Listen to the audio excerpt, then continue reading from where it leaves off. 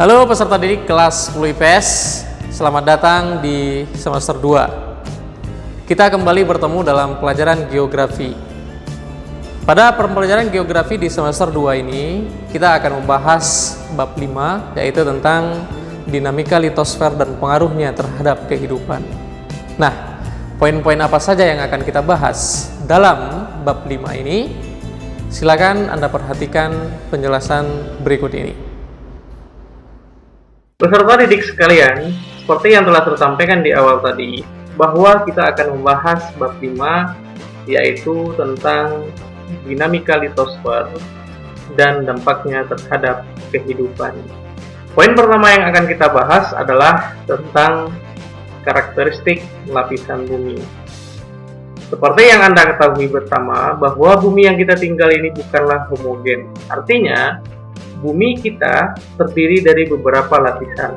Lapisan yang pertama adalah kerak bumi.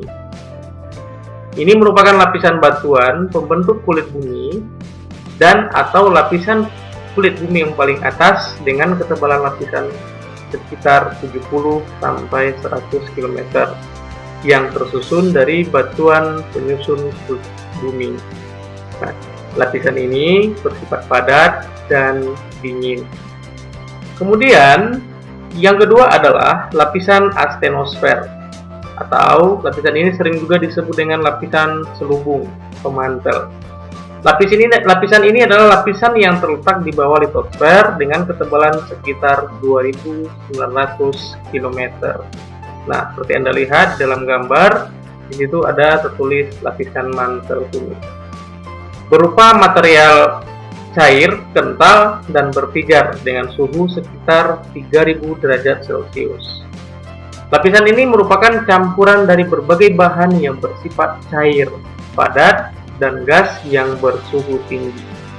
Dan di sini terdapat arus konveksi, arus yang menyebabkan terjadinya pergerakan pada kulit bumi. Selanjutnya adalah lapisan yang ketiga yang disebut dengan barisfer atau lapisan inti bumi. Lapisan inti bumi yang merupakan bagian yang paling dalam yang tersusun atas lapisan nikel dan besi. Nah, ada dua lapisan barisfer ini. Yang pertama adalah inti luar. Nah, bisa dilihat di dalam gambarnya. Kemudian yang kedua adalah inti dalam. Nah, kita akan bahas satu persatu lapisan barisfer ini. Yang pertama adalah inti luar. Inti bumi yang ada di lapisan bagian luar. Tebal lapisan ini sekitar 2.200 km. Tersusun atas materi besi dan nikel yang bersifat cair, kental, dan panas. Serta suhunya berkisar sekitar 3.900 derajat Celcius. Kemudian yang kedua adalah lapisan inti dalam. Inti bumi yang ada di lapisan dalam dengan ketebalan sekitar 2.500 km. Tersusun atas materi besi, nikel pada suhu yang sangat tinggi, yaitu sekitar 4.800 derajat Celcius. Akan tetapi, tetap dalam keadaan padat dengan densitas atau kepadatan sekitar 10 gram per cm kubik karena tekanan yang sangat tinggi dari lapisan bumi lainnya, sehingga lapisan ini bersifat padat dan panas. Selanjutnya adalah klasifikasi batuan. Nah, seperti yang kita ketahui secara umum, batuan di dunia ini terdiri dari beberapa jenis. Yang pertama adalah batuan beku. Batuan beku adalah batuan yang terbentuk akibat pembekuan magma. Batuan ini membeku karena adanya proses pendinginan, baik yang terjadi di dalam bumi ataupun di permukaan bumi setelah letusan gunung api. Batuan beku yang membeku di dalam bumi disebut dengan batuan plutonik. Sedangkan batuan yang membeku di luar permukaan bumi disebut dengan batuan vulkanik. Ada beberapa contoh dari batuan beku ini. Yang pertama adalah granit, kemudian yang kedua adalah gabbro, ada basal, ada obsidian, batu apung, dan lain sebagainya. Yang kedua adalah batuan sedimen.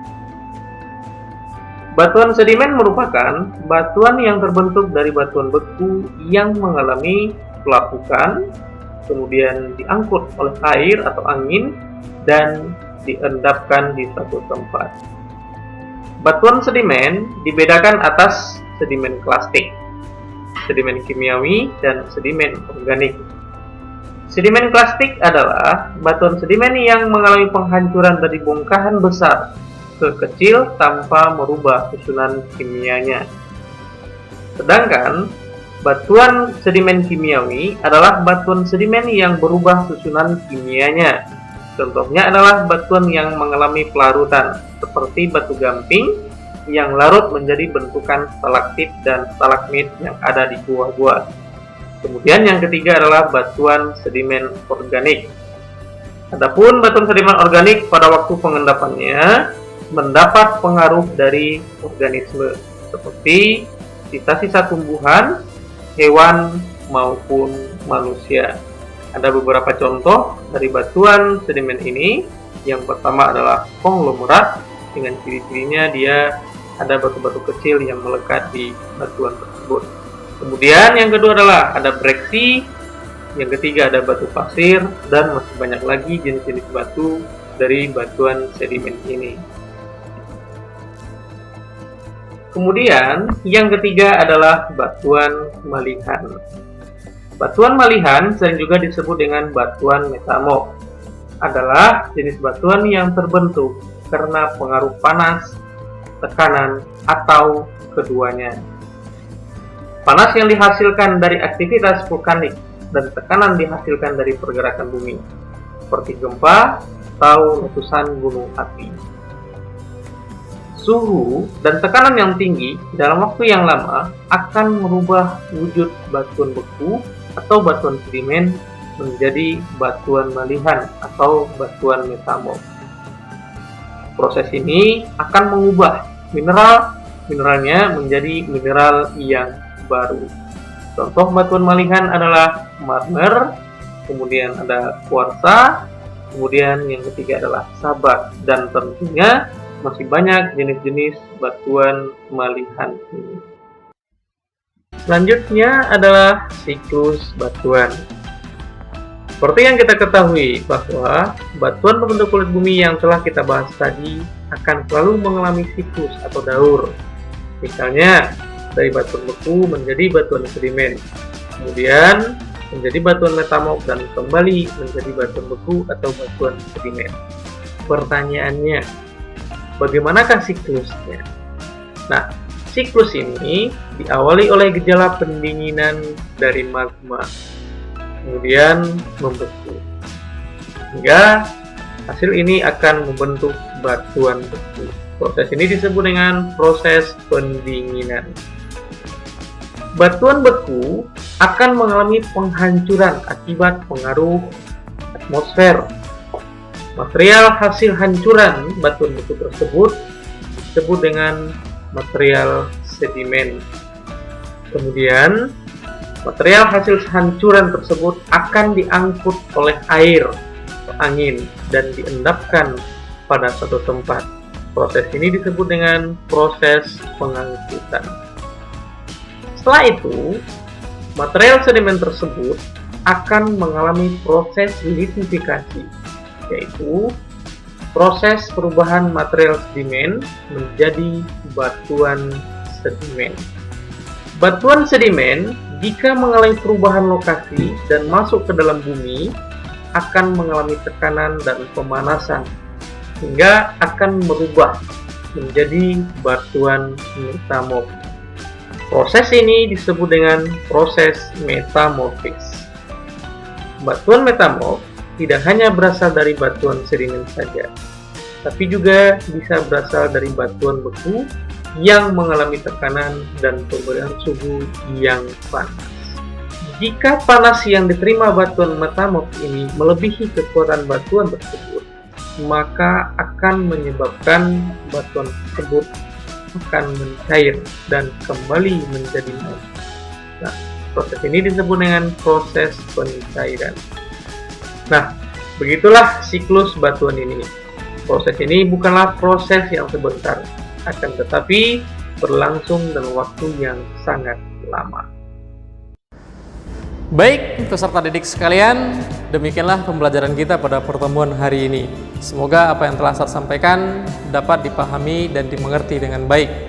Untuk selanjutnya, silakan kalian kerjakan latihan soal yang telah saya sediakan di Edmodo. Sekian dan terima kasih.